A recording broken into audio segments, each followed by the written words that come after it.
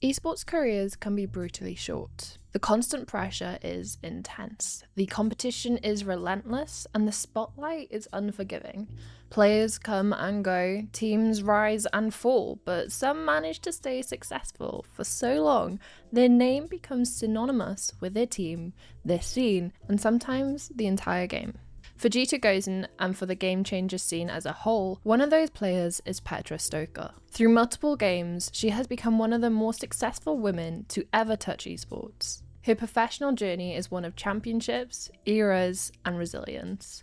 But before the stage lights and roaring crowds, before she was a key pillar of G2 Gozen, her story started in a much simpler and relatable way, at home, with a keyboard and mouse and her father. While many children are introduced to video games through platformers or mobile games, Petra's entry was into the fast-paced world of first-person shooters, guided by her dad. I started gaming when I was like 4 years old. My dad was playing Unreal, so like a game with monsters, and yeah, that's how it started. And then we got Unreal Tournament, so it was more like an FPS competitive game, and the ball started rolling into Call of Duty. I was semi-pro there, and then I went to CSGO, and then from CSGO to Valorant. So it's a long story, but this is the path I made. That path took her through some of the most iconic titles in esports history. From Call of Duty to Counter-Strike, she honed her skills, developing the key attributes of experience and composure that allowed her to succeed in multiple titles and become the reliable teammate that would define her career. Throughout the years in Counter-Strike, Petra carved out a name for herself. She was respected and even now looked at as a very successful veteran in a demanding scene. So when Riot Games launched Valorant in 2020, it presented a crossroads. For many, switching games would be a monumental risk, leaving behind a legacy to start from scratch. But for Petra, the decision was about more than just a new game. It was about a new ecosystem. Valorant's launch came with a promise: game changers. A dedicated professional circuit for women and marginalised genders. This was a level of structural support that simply didn't exist before. I think it means a lot to a lot of girls out there that this is like a platform for us. We didn't see it back in Counter-Strike. We had some tournaments here and there, but it was not fully supported. And having this means a lot for us because we can compete with each other, and it feels very nice to have this. With her then CS organisation looking to enter Riot's new title and her own passion for the game already ignited, the choice became clear. The switch was a bit of a no-brainer because like there was this organisation we played for, they also wanted the Valorant team, and Valorant just came out and we already started to play a little bit, so my love for Valorant was already there. And when they said like they want a Valorant team, I'm like, let's switch then. So yeah, I think I enjoyed the game way more because this was something new. The switch to Valorant wasn't an immediate success under the initial exec crest, but from her very first VLR game, it took 3 months before she and the rest of the exec core went under the G2 Gozen banner. And from there, Petra and her teammates built an era, winning tournament after tournament and establishing utter dominance. For years, they were the team to beat, whether in EMEA or on the world stage, especially having won the very first international title in Game Changers Champs, Berlin 2022. But in esports, stability is fragile. This past year, the team's greatest challenge came not from a specific opponent, but really from within. Well, this year has been a journey for me. The first stage, we decided to switch mid-tournament roles, which didn't go well for me. I'm apparently a very bad smoker. For a team at the highest level, a mid-tournament role swap is a monumental risk, and it failed to produce the desired results and caused further cracks.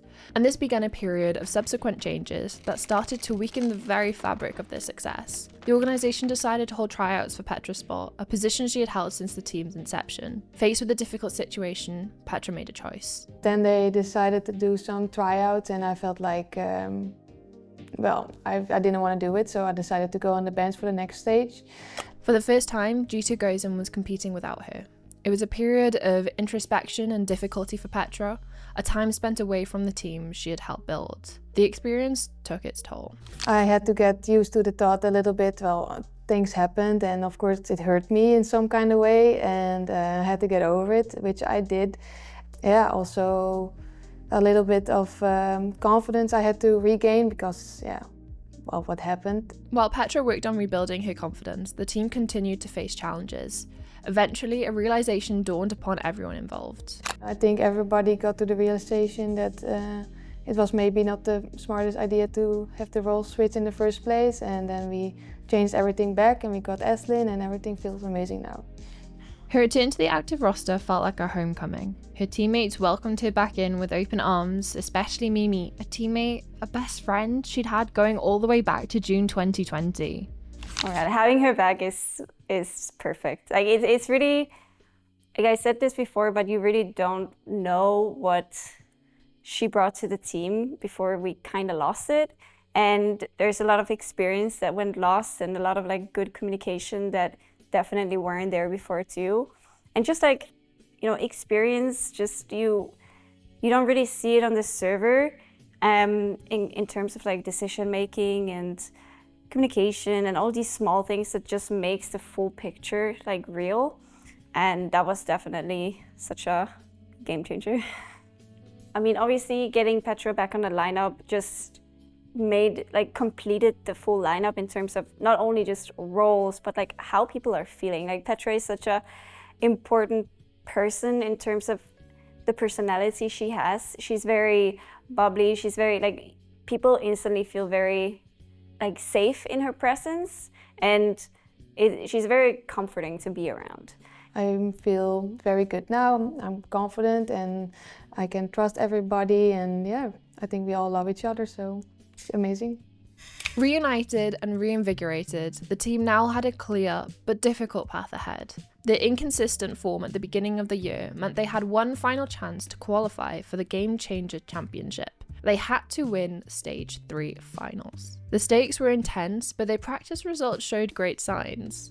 So before the stage, we had very good practices, and on practice we beat very good teams, and I think we were stronger than ever.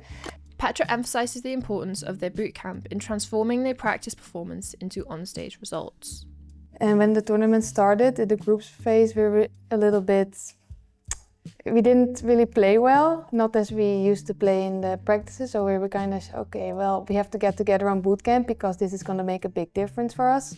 It's always been a big difference when we're on bootcamp together. There's like a very good atmosphere and everyone is super focused, and so yeah, it showed whenever we got the bootcamp, the playoffs went way better, and yeah, we're confident to go to Korea. That focus and atmosphere were put to the ultimate test in the grand finals. With a single spot at the World Championship on the line, G2 Gozen faced Twisted Minds. The victory was a definitive statement, the culmination of a difficult year and a triumphant return to form. For Petra, this qualification felt earned in a way their previous, more dominant runs had not. We had to work our own way up to qualify for champs because Giant X lost and stuff, and now we beat Twisted in the final. And yeah, we did it our own way and with our own strength, so that makes it very excited to go to champs. This final version of 2025 G2 Gozen is returning to the identity that had earned them titles and trophies alike. A carefully constructed machine of young talent, veteran wisdom and tireless work, much of which happens behind the scenes. What makes us special is that we have very strong individuals.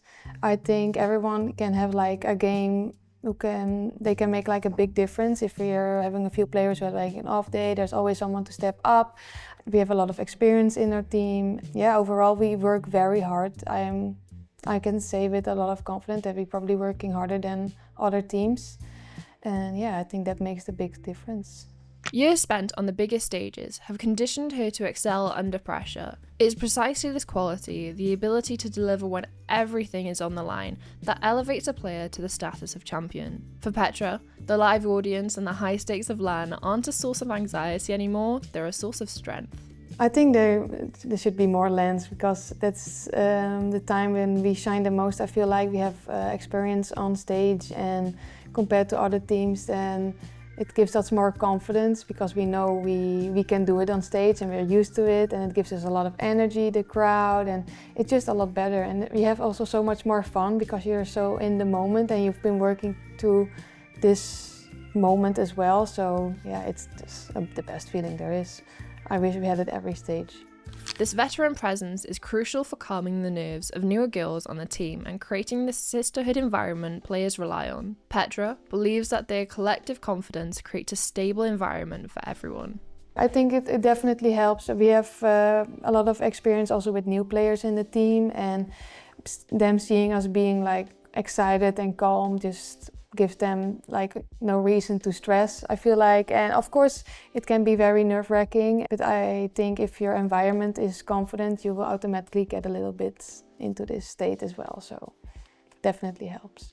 Having navigated the peaks and valleys of a long esports career, Petra now stands as a figurehead of inspiration. She's a role model for the countless young players who dream of following in her footsteps, playing on the very stages she helped build. So, what is her advice for the next generation? I think the only advice I can give is that if you want to make it to like the pro scene, I think you start from the bottom like everyone else. Just join a team, put your name out there, and just play your heart out. Yeah, put a lot of hours in it.